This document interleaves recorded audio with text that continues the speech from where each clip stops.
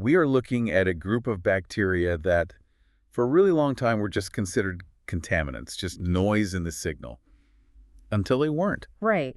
Because I was reading through the stack of papers you sent over for us to look at, the clinical guidelines, the microbiology textbook chapters, and the headline for today is, it's a bit of a tongue twister. I actually had to practice this one before we hit record. Let's hear it. We are diving into aerobic non-spore-forming gram-positive bacilli. Yeah, it doesn't exactly roll off the tongue, does it?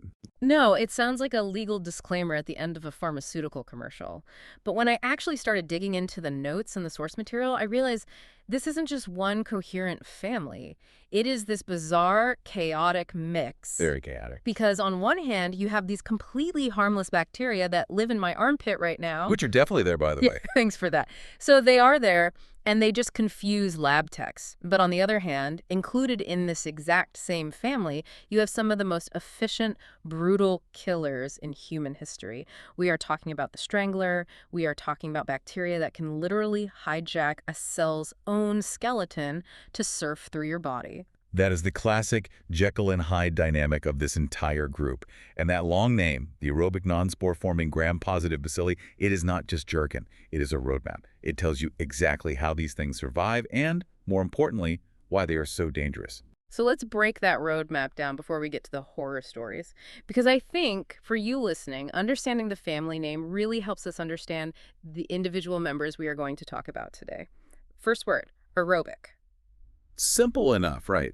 They need oxygen, or at least they strongly prefer it. They want to be where the air is. So that means your throat, your skin, the surface of the soil.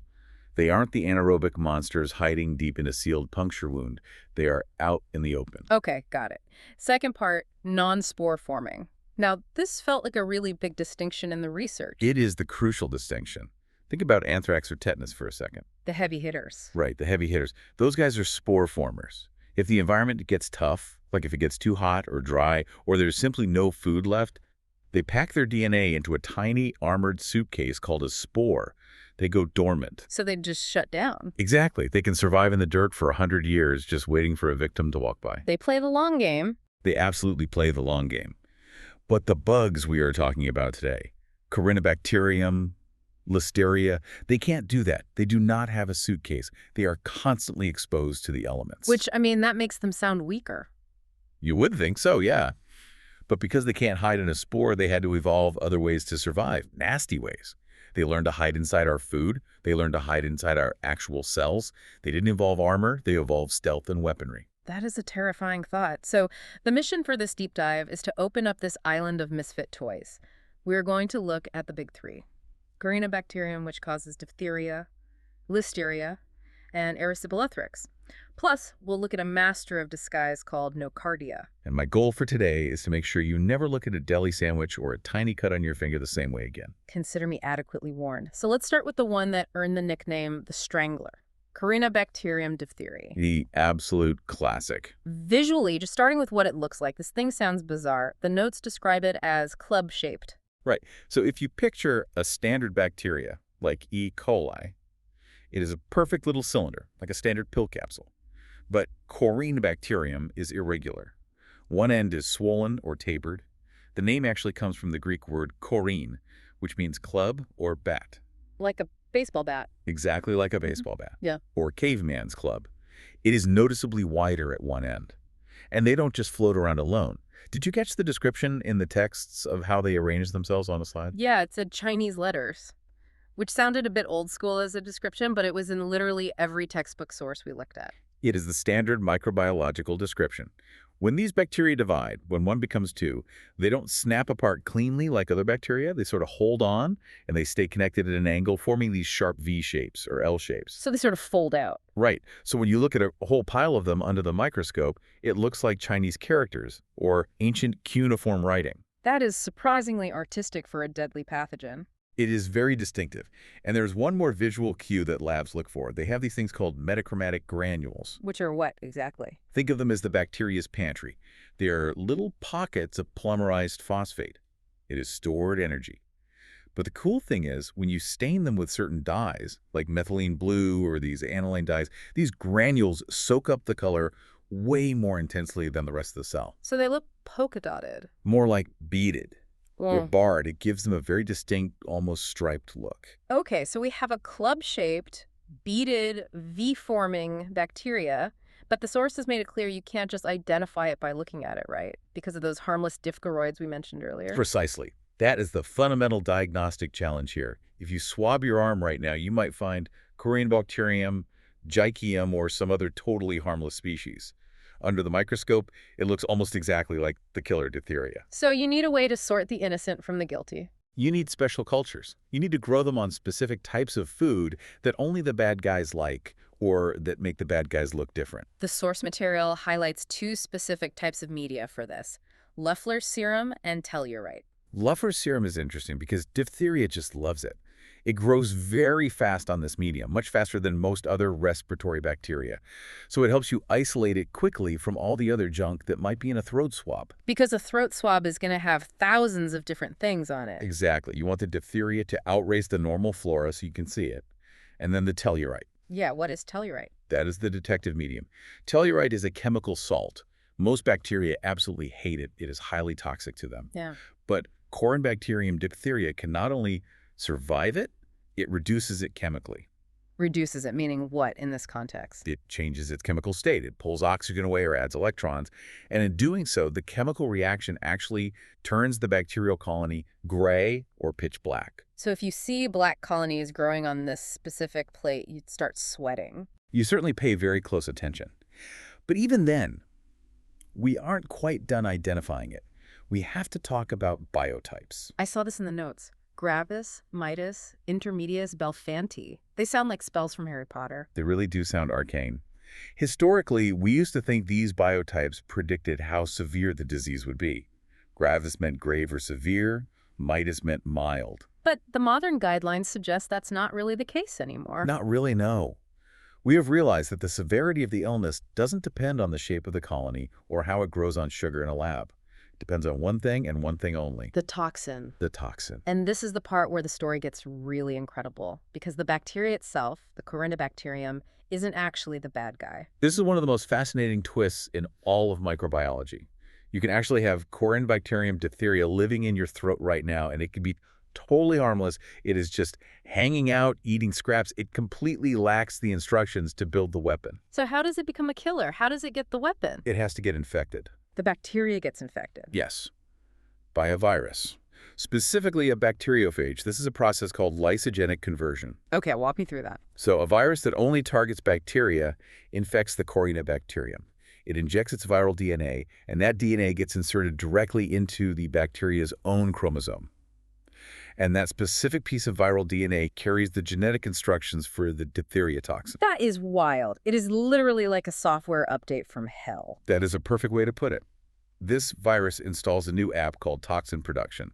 And suddenly, this previously harmless bacteria has the blueprints to build one of the deadliest poisons known to man. But why? I kept asking myself this when reading. Why would the bacteria want to kill its host? If I die, the bacteria dies, right? That seems like a terrible evolutionary strategy. That is the really interesting part. The bacteria doesn't want to kill you. It doesn't care about killing you. It just wants iron. Iron, like the mineral. Iron is essential for life. Bacteria need it to grow, to divide, to function. But the human body knows this, so we lock our iron away tight. We hide it inside hemoglobin in our blood. We bind it to proteins like ferritin. We actively starve the bacteria of iron. It's a defensive strategy we call nutritional immunity. So it is a microscopic siege. We're starving them out. Exactly. And the diphtheria bacteria has a sensor for this. When it detects that iron levels in its environment are low, when it is starving, that viral gene switches on. Oh, wow. Right? It starts pumping out the toxin. The toxin kills the surrounding human cells in your throat. Those human cells burst open and they release all their hidden iron stores. Wow. So the tissue destruction, the whole strangling aspect of the disease, that is just collateral damage. It is just smashing the vending machine to get the candy bar inside. Precisely. It is molecular looting. The bacteria gets its iron and you get a necrotic throat. Okay, so let's look at the weapon itself, the toxin. The notes describe it as an exotoxin with two parts, fragment A and fragment B. And the way it was described, it sounded exactly like a guided missile. It is essentially a binary weapon system. Fragment B is the delivery vehicle. B stands for binding. It locks onto a very specific receptor on the surface of your cell, specifically a growth factor receptor, and it tricks your cell into opening the door. It knocks and says, hey, pizza delivery. And the cell opens up and actively pulls the toxin inside through a process called endocytosis. Once it's inside the cell, the missile separates, fragment B falls away, its job is done. And fragment A, the active part, goes to work. And fragment A is the assassin. Fragment A targets one specific thing inside your cells, a protein called elongation factor 2, or EF2. I haven't heard of EF2 since college biology. Remind us what that actually does. Imagine your cell is a factory assembly line. Your cells are essentially factories that build proteins. Proteins are the structural beams, the enzymes, the energy. They are everything that keeps the cell alive. EF2 is the worker on the assembly line whose only job is to move the conveyor belt forward. It pushes the amino acids along so the cell can build the protein chain. So EF2 keeps the line moving. Without it, nothing gets built. Right. And fragment A performs a chemical move called ADP ribosylation. Basically, it takes a massive chemical molecule and superglues it onto EF2. It handcuffs the worker to the railing. It breaks the conveyor belt completely. The worker can't move. And here's the statistic that keeps me up at night. One single molecule of fragment A is enough to kill an entire cell. Wait, one molecule? One single molecule. Because it is an enzyme, so it doesn't get used up in the reaction. It handcuffs one worker that moves to the next and the next. It shuts down millions of EF2 molecules in a matter of hours. It completely stops all protein synthesis in that cell. And when a cell stops making protein... It dies. Necrosis. It just falls apart. And that dead tissue starts to pile up in the throat. And I noticed the source notes mentioned Pseudomonas does something similar. Yes. Pseudomonas aeruginosa, a completely different bacteria, produces a toxin called exotoxin A that uses the exact same mechanism. Handcuffs EF2 via ADP ribosylation. It is such a highly effective way to kill a host cell that nature actually invented it twice. Convergent evolution. So we have this microscopic murder happening at a massive scale. What does that actually look like to the patient? Because diphtheria has a very specific, terrifying look. It starts in the throat. As those cells in the respiratory tract die from the toxin, they don't just disappear, they pile up. You get this thick mixture of dead cells, bacteria, fibrin, which is the clotting materials from your blood, and dead white blood cells. And this forms the pseudomembrane. Correct. It is a dirty, gray, thick, leathery layer that coats the tonsils and the back of the pharynx. And unlike a normal sore throat or a bit of pus from strep throat, this thing is stuck. Clinical notes say if you try to scrape it off, it bleeds. Profusely. Because it isn't just sitting on top of the tissue, it grows into the tissue, it anchors itself. And the immediate danger is mechanical. If that membrane gets too thick, or if a piece of it breaks off and falls down the windpipe, it can physically block the airway. The patient suffocates. Hence the name the strangler. Exactly. And that is just the local effect in the throat. You also get massive swelling of the lymph nodes in the neck. We call it bull neck. The neck literally expands outward so it looks as thick as the patient's head. It completely distorts the anatomy. That sounds horrific, but you said that is just the throat. You mentioned the toxin goes global. That is the systemic attack. Yeah. The bacteria themselves usually stay in the throat. They don't wander much. But that toxin we just described, it gets absorbed into the bloodstream. And it loves 3 specific targets: the heart, the nerves, and the kidneys. The heart seems to be the really big killer here. It causes toxic myocarditis. The toxin gets into the heart muscle cells and stops their protein synthesis, leading to fatty degeneration. The heart muscle just gets weak and flabby. It can stop beating efficiently or go into a fatal arrhythmia. And the scary part is, this can happen weeks after the initial sore throat started. You think you are recovering, the membrane is gone, and then your heart fails. And the nerves, how does it affect them? It strips the insulation off the peripheral nerves. Demyelination. You get paralysis. It often starts local, with the soft palate in the mouth, so the patient can't swallow properly, and fluids might actually come out their nose when they try to drink. And then the paralysis moves to the muscles of the eyes and eventually the limbs. It is amazing and terrifying that one single viral protein can do that much damage to a human body. So, moving to diagnostics. If a doctor sees a gray membrane and a bull neck today, what do they do? The golden rule of diphtheria, and this is hammered into every medical student, is do not wait for the lab. Really? Even in the modern age of precision medicine? Especially now, because the disease moves fast. If you suspect it clinically, based on the membrane and the swelling, you treat it immediately. If you wait 48 hours for a culture to grow, the toxin might have already bound to the hard cells, and once fragment A is inside the cell, you cannot get it out. the damage is irreversible. But you still send the swab to the lab to confirm, presumably. Oh, of course. You have to know for public health tracking and contact tracing. PCR is the modern way. It looks directly for the tox gene DNA. It is very fast. But the modified ELIC test is the classic microbiological method. It's brilliant in its simplicity. How does the ELIC test work? It is an immunoprecipitation test. You take a piece of filter paper soaked in diphtheria antitoxin and lay it flat on a petri dish of agar. Then you take the patient's bacteria and streak it in a line perpendicular to the paper. Okay, so you are crossing lines, like an X or a cross. Right. And as the bacteria grow on the agar, if they are the toxic strain, they release toxin into the gel. The toxin diffuses outward. Meanwhile, the antitoxin from the filter paper is diffusing outward as well. Where those two invisible molecules meet in the gel, they lock together and precipitate. They turn solid. And you can see that. Yes, you see a visible white line forming in the agar, forming a 45-degree arch between the paper and the bacteria. Yeah. That line tells you absolutely this bug is actively making the weapon. That is such a cool visual confirmation. It is elegant. It really is. So, treatment. You said don't wait for the lab. What are we giving them the second we suspect it? Antitoxin. This is the absolute priority. And it is usually made from horse serum. We hyper-immunize horses with the toxoid and harvest their antibody. Horse antibodies. I mean, that sounds really old-fashioned. It is old-fashioned. It dates all the way back to Emil von Behring in the 1890s. He won the first Nobel Prize in medicine for it. But it still works. It neutralizes the free-floating toxin in the patient's blood. But there is a catch, right? There is always a catch. There is. First, like I said, it cannot fix damage that is already done. It only stops new damage. If the toxin is already in the hard cell, the horse antibody can't follow it in. Second, because it is horse protein, not human protein, the patient's immune system might recognize it as foreign and mount an attack against the cure. Oh, wow. So you get an allergic reaction to the medicine? Yes, you can get serum sickness, fever, rash, severe joint pain. So you have to be careful and monitor them closely. And what about antibiotics? Do we use penicillin? You give them antibiotics, yes, usually penicillin or erythromycin. But they do not cure the systemic disease directly. They just kill the bacteria in the throat, so they stop making more toxin, and so the patient doesn't cough and spread it to others. But antibiotics do absolutely nothing against the toxin that is already circulating in the blood. Which brings us to the ultimate solution, and really the reason we don't see this every day anymore, prevention. The vaccine. The DTaP or Tdap shot. This was a massive historic victory for public health. It uses a toxoid, and I want to spend a minute here explain that concept because people often confuse toxoids with live attenuated vaccines or mRNA vaccines. Right, it is different. We take the purified toxin from the lab and treat it with a chemical, usually formalin.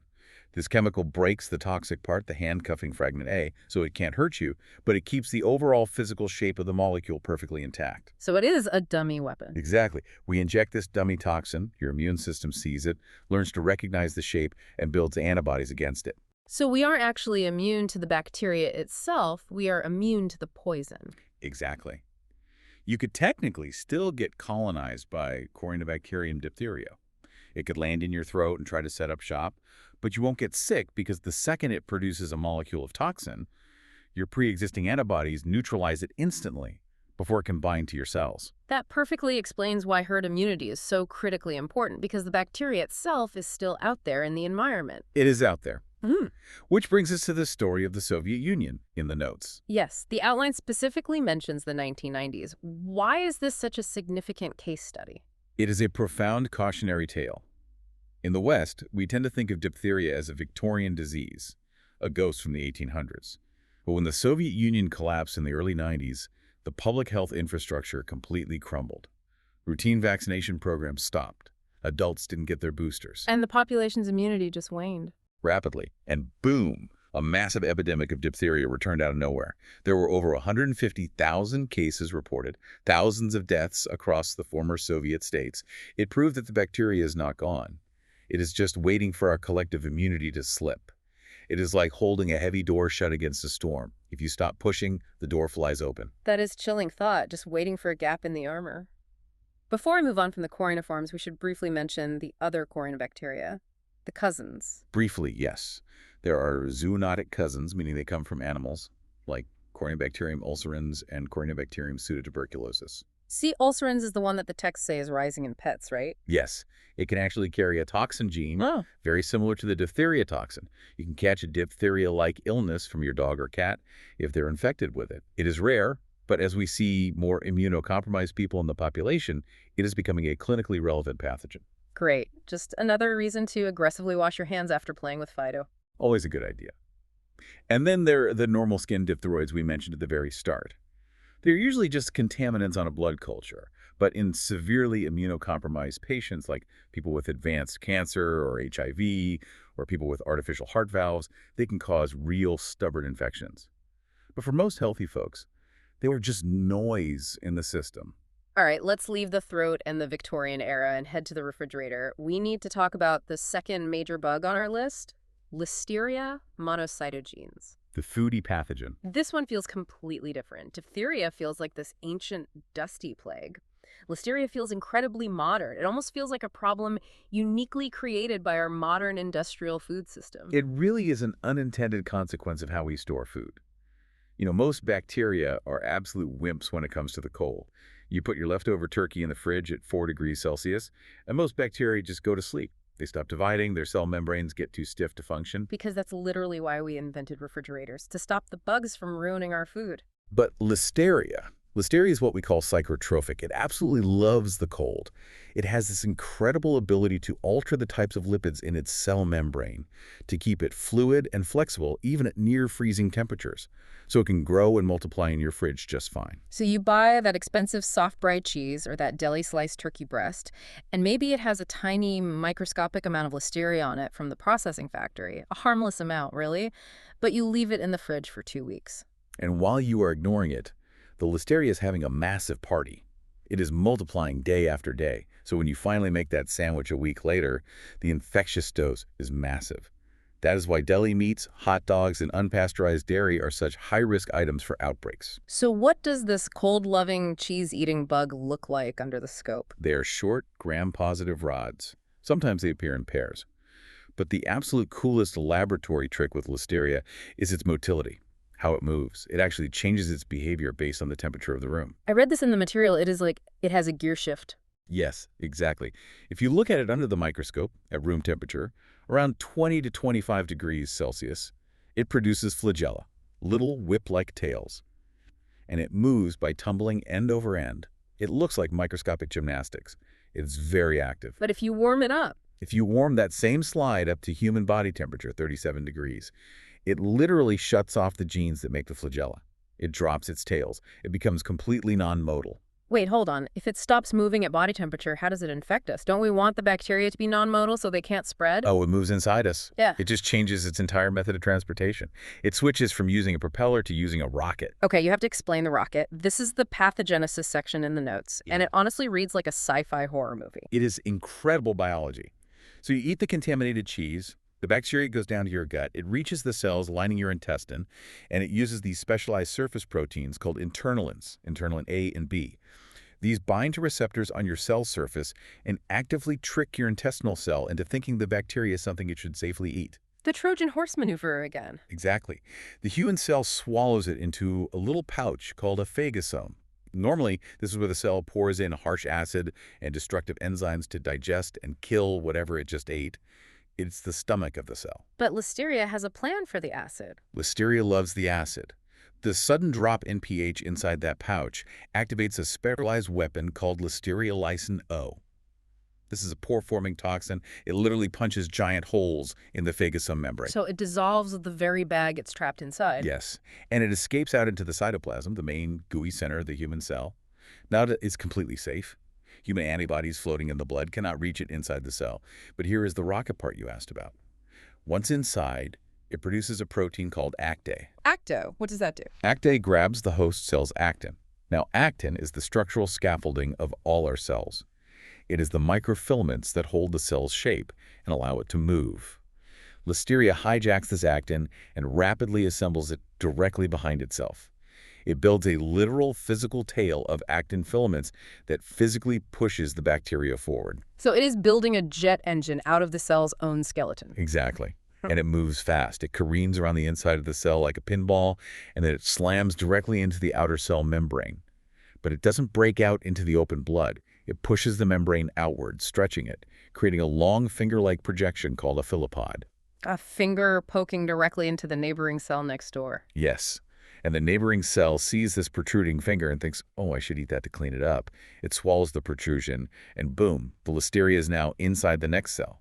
It dissolves the double membrane with listeriolysin again and starts the actin rocket engine all over again. So it can spread from cell to cell to cell without ever going outside. Without ever being exposed to the blood, without ever seeing a single antibody. It literally surfs through the solid tissue.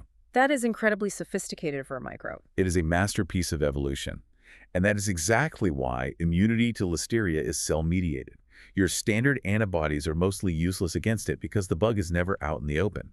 You absolutely need your P cells and your macrophages to hunt down those infected human cells and destroy the whole factory. Which perfectly explains why it hits certain groups of people so incredibly hard if your T cells are weak. Exactly. If your cell-mediated immunity is suppressed, if you are pregnant, if you are elderly, or if you have HIV or are on chemotherapy, you are in serious trouble.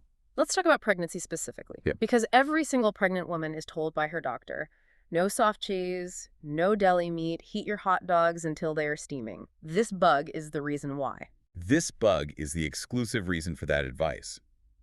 Pregnant women naturally have slightly suppressed cell-mediated immunity, so their body doesn't reject the growing fetus, which is technically a foreign body with foreign DNA. If a pregnant woman gets listeria, to her it might just feel like a mild flu. A little fever, maybe some body aches, maybe some gastroenteritis. What for the fetus? It is absolutely devastating. The bacteria is able to cross the placenta, which is a barrier most bacteria cannot cross. It infects the baby in utero. It can cause spontaneous abortion, stillbirth, or a horrific systemic infection called granulomatosis infantiseptica. That sounds horrific just from the name. What is it? It is early-onset sepsis. The baby is born with microabscesses or granulomas all over its body. Inside the liver, the spleen, the lungs. It has an incredibly high mortality rate, even with aggressive antibiotics. And if the baby survives birth without that early onset form? They can still develop late onset disease. Meningitis, usually a couple of weeks after birth. In fact, listeria is one of the top 3 causes of bacterial meningitis in all neonates. And what about in the elderly? Very similar outcome. Meningitis and overwhelming sepsis. If an 80-year-old patient comes into the ER with signs of meningitis, stiff neck, fever, confusion, listeria has to be high on the suspect list. Doctors will actually add a specific antibiotic, usually ampicillin, to the standard meningitis drug cocktail just to specifically cover listeria, because the standard cephalosporin drugs we use for meningitis do not work on it at all. Okay, so summarizing listeria. It is cold tolerant, it tumbles at room temperature, it uses actin rockets to surf between cells at body temperature, and it is a massive danger for pregnancies and the immunocompromised. Spot on summary. Let's move to something a bit more, blue collar. Erysipelophilus rhizopathia. The ultimate occupational hazard. This one feels very specific compared to the others. The clinical notes mention terms like seal finger and whale finger. Yes. This is a true disease of nature. It lives out in the wild in animals. Swine, or pigs, are the main reservoir, but it's also heavily found in turkeys, and especially in fish and marine mammals. So who is actually catching this? It is almost entirely occupational. Fishermen, butchers, abattoir workers, veterinarians, people who are handling raw meat and fish for a living. If you get pricked by a sharp fish bone while cleaning a catch, or if you cut yourself while butchering a pig, the bacteria gets pushed right into the skin.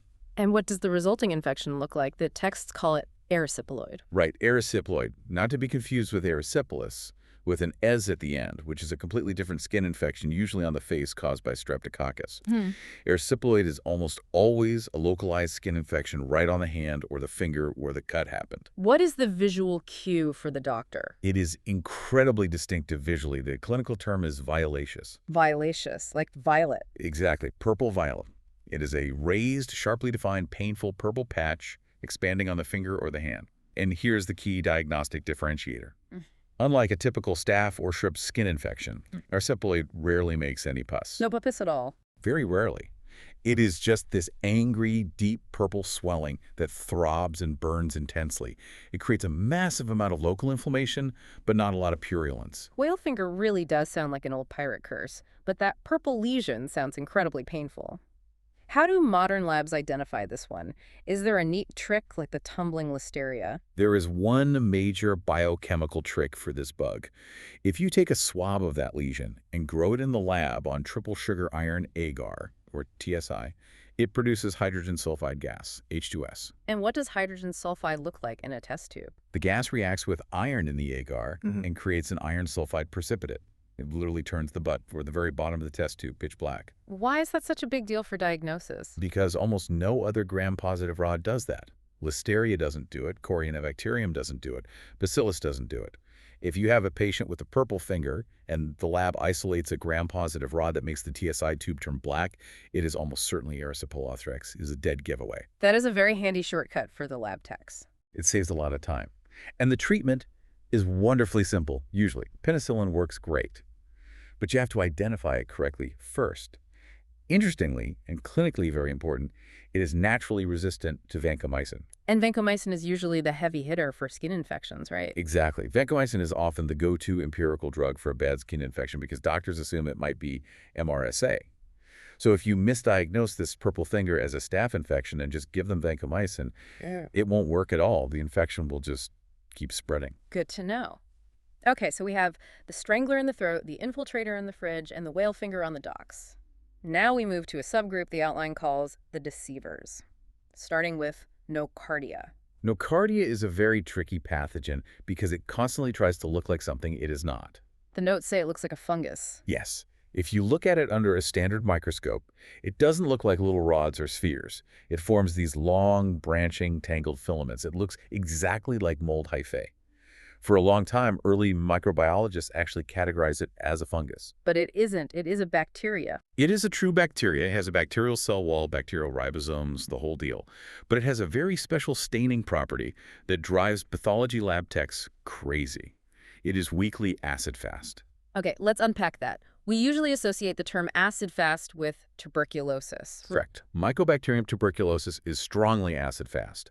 It has a very thick, waxy outer shell made of mycolic acids.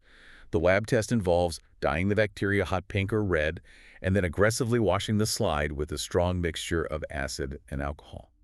Because of that thick wax, the TB bugs hold on to the red dye. They resist the acid. So it is essentially waterproof paint. Exactly waterproof. Now, nocardia is evolutionary related to TB. It also has mycolic acids in its cell wall. But the carbon chains making up that wax are much shorter.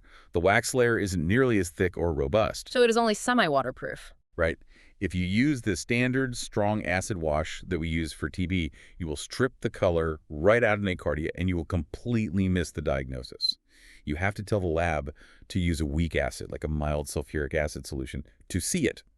That is why we explicitly call it weakly acid-fast or modified acid-fast. So if a lab report comes back and says, branching, filamentous, weakly acid-fast bacilli, we are definitely talking about nocardia. Where does this imposter actually live? Soil. It is everywhere in the dirt. It is an environmental saprophyte, meaning it just decomposes dead organic matter in the ground. So how do we catch it? We don't eat dirt, usually. Inhalation. You breathe in the contaminated dust, say it is a dry, windy day, or you are doing heavy gardening or construction. The spores or fragmented filaments get kicked up into the air and you inhale them. It is strictly an environmental exposure. This is not person to person. You cannot catch nocardia from your coughing neighbor. You catch it from the garden. And who is actually at risk of getting sick from this? Because I garden all the time and I've never had it. Mostly the immunocompromised. People on heavy doses of steroids, solid organ transplant patients, people with advanced leukemia or lymphoma. For a healthy immune system, macrophages usually clear it right out of the lungs. This is a classic opportunistic infection. What does it actually do to the body once it takes hold? The notes mention it mimics TB in more ways than just the wax. It starts in the lungs. It causes a slow, smoldering pneumonia. It creates cavities in the lung tissue. It creates nodules. If a doctor looks at a chest x-ray of a nocardia patient, it can look exactly like classic tuberculosis. You might have a patient with night sweats, coughing up blood, losing weight. It is a perfect clinical mimic. But it doesn't stay confined to the lungs. No, and this is the truly scary part about nocardia. It has a terrifying biological affinity for neural tissue. It loves to disseminate through the blood and go straight to the brain. So you might start with a lingering cough, and the next thing you know, the patient's having a seizure because they have a massive brain abscess. That is a horrific combination. Cavitating pneumonia and multiple brain abscesses. It is extremely dangerous. And here is why getting the exact identification is a life or death scenario for the patient. The treatment for nocardia is very specific and unusual. You can't just hit it with heavy penicillin. No, standard penicillin doesn't work well at all. The absolute drug of choice is a class called sulfonamides.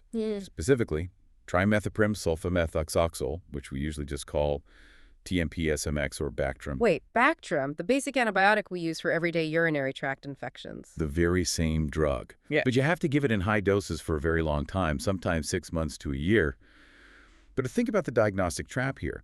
If the doctor looks at the branching filaments on the slide and misdiagnoses it as a fungus and gives the patient heavy antifungal drugs, the patient will likely die because it is a bacteria. Oh. And if they look at the chest x-ray and misdiagnose it as regular bacterial pneumonia and just give standard penicillin, the patient might die. You absolutely have to nail the precise diagnosis to know to give the Bactrim. High stakes for a bag that just lives in garden soil. Very high stakes. There is one final partner in crime listed in the deceivers section, Rhodopoccus equi, the pink pathogen. Ah, Rhodococcus. A fascinating, if somewhat rare, bug. Why is it called the pink pathogen? Does it cause a pink rash? No, the colonies themselves literally turn salmon pink if you leave them growing on an agar plate for a few days. They produce a distinct pigment. And where does this colorful bug hang out? Horse manure. Of course it does. We had fish slime for Erysipelathrix. Now we have horse manure for Rhodococcus. It is an environmental soil organism, but it absolutely thrives in the gut of herbivores, so you find it heavily concentrated in environments with grazing animals, particularly horse farms. And like nocardia, it is an opportunist. It waits for a weak immune system. The notes specifically mention it targets AIDS patients. Yes. In the height of the HIV/AIDS epidemic in the 80s and 90s, before we had highly active antiretroviral therapy, Rhodococcus was a very real, very deadly problem. It causes a severe necrotizing pneumonia. It literally eats away the lung tissue, creating massive fluid-filled cavities. It looks a lot like TB, but if you have a patient with profound immunosuppression and a history of working on a farm or exposure to horses or soil, you have to think about the pink pathogen. It is amazing to me how these bacteria find such specific, weird niches. One likes cold deli cheese, one likes fish slime, one likes horse manure. And yet they all end up in the exact same microbiology lab, looking somewhat similar under a microscope until you run the right test to separate them. Which brings us perfectly to the laboratory overview, section 6 of our deep dive, the diagnostic challenge. It really is a massive challenge for the bench tech. As we said at the very beginning of the show, there is no single unifying method to identify this whole group. Right. You can't just put all these different swabs into one magical machine and press a button and get an answer. Well, maybe you can now, but historically, no. Traditionally, it is a flowchart, a deductive logic puzzle. Walk us through the logic. You are the detective in the lab. You have a gram-positive rod on your slide. What do you ask first? Okay, question 1 is always, does it form spores? We use a special spore stain, or just look for the clear voids in the bacteria. And if yes? If yes, it is a Bacillus species, like anthrax, or a Clostridium species, like tetanus. We throw those files out for today. They are not in our group. Okay, question 2. Is it acid-fast? We do the modified stain. If yes, it retains the red dye. Then we know it is nocardia or Rhodococcus. Yeah. And we look for the branching filaments or wait for the pink pigment to confirm. Question 3. If it wasn't acid-fast, we ask, is it modal? Does it move? We do a wet mount slide. If yes, and especially if it does that crazy tumbling gymnastics routine at room temperature but stops at body temperature, it is almost certainly listeria. Question 4. If it isn't motile, we look really closely at the shape. Does it have that swollen club shape? Does it form those V and L Chinese letters? If yes, we are looking at a Corynebacterium, and we immediately plate it on tellurite to see if it turns black, and we test for the diphtheria toxin. And the bonus round question. If it doesn't fit any of those neatly, we put it in the TSI agar tube. Does it produce H2S gas and turn the bottom of the tube black? If yes, we have Erysipelathrix, the whale finger bug. That is a deeply satisfying puzzle to solve. I can completely see why microbiologists get so into this field. It is very satisfying to crack the case. But, to be completely honest, modern high-tech labs are cheating a little bit now. Cheating? With new technology? Yes, with a machine called MALDI-TOF MESCL. It has revolutionized the clinical lab in the last decade. Matrix-assisted laser desorption, something. Matrix-assisted laser desorption ionization time-of-flight mass spectrometry. I am extremely glad you said it and not me. It is a giant mouthful, but it is basically a fancy name for a molecular laser scale. Basically, instead of waiting days for tubes to turn black or colonies to turn pink, you take a tiny smear of the bacteria from the very first plate and put it on a metal slide. You put the slide in the machine, and it zaps it with a powerful laser. Like blowing it up. Exactly. The laser vaporizes the bacteria and breaks all its internal proteins into pieces. Those ionized protein pieces fly up through a long vacuum tube. The machine has a sensor at the top that measures exactly how fast they fly. Heavier protein pieces fly slower, lighter pieces fly faster. Time of flight. And that creates a specific pattern. It gives you a mass spectrum, a unique barcode or fingerprint based on the exact mass of the bug's ribosomal proteins. The computer matches that fingerprint to a massive global database, and literally in 2 minutes it tells you. This fingerprint is a 99% match for Listeria monocytogenes. That changes everything. No more waiting 48 hours for biochemical reactions. It speeds things up immensely. We can get an answer to the doctor days faster, which absolutely saves lives. But, and this is crucial, you still need to know the underlying biology. The machine just gives you a name on a screen. The doctor still needs to know the mechanism of that name. The mass spec won't tell you to check the patient's heart for diphtheria toxin damage. It won't tell you that Listeria is rocketing between cells. You have to know that pathology yourself. So let's synthesize all of this. We have covered a massive amount of ground in the last hour. We really have, from the throat to the farm. We started with the broad category, the misfit toys, the aerobic non-spore formers. We learned they don't have spores, so they survive by being sneaky or incredibly aggressive. We met diphtheria, the strangler, club-shaped, infected by a virus, churning out a toxin that halts cellular factories and damages the heart while building a choking membrane in the throat.